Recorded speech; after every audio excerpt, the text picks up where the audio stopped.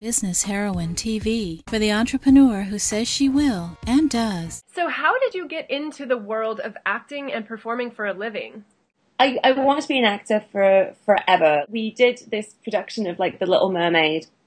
Just like five of us in a class, we just sort of put it together, and I don't even remember how terrible it was, but I was 9, 10 at the time, and I was playing the Sea Witch, which looking back is kind of an element of Vixen DeVille anyway. It's kind of like powerful style being. And then I was like, I like this acting thing is awesome. And I went to a youth theatre when I was about 10 years old, and it just spiraled from there.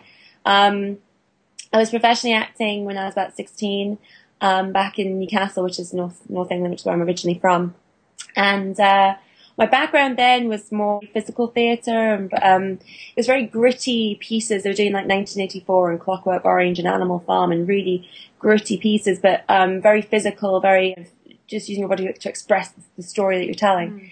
I then moved to London to do my more training, and part of that training was you were able to do a class called solo performance, and it was taught by the guy who did stand-up comedy, and I was too scared to do stand-up comedy because it was a whole chunk of your like year, and I thought, if I suck at this, it's just like a whole chunk of my mark gone. So I did solo performance, which was a bit smaller, teaching you how to just be on stage by yourself, just a solo performer, how to hold an audience's attention, how to deal with audiences if they're playing up, if they're too quiet, how to get them going. It was sort of going, solo performance is a lot of things. It's teaching, it's being a lawyer, it's showing someone around a house if you're trying to sell it. It's just standing in front of a group of people, holding their attention.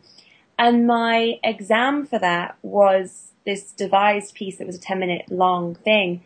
And that was this character, Vixen DeVille. She wasn't called Vixen DeVille at the time, but I did this piece where I told this dark, gothic story, but with this comic twist, and I got all the audience to do the sound effects for the story, and it ended up being this comedy piece. And I just wanted to be quite dominating of the audience. If they weren't paying attention, I could like tell them to shut up, and it was very much like an interactive piece. And it was just so fun, and I loved this like powerful character that I suddenly found, and I do this because she sort of found her arms, and I had this arm movement thing that I discovered that worked for her, and this playing with the audience but still having that power over them. And I remember talking to my tutor at the time, and he was like, I love the piece. And I said, but it's not stand-up, it's not acting, I don't know what it is.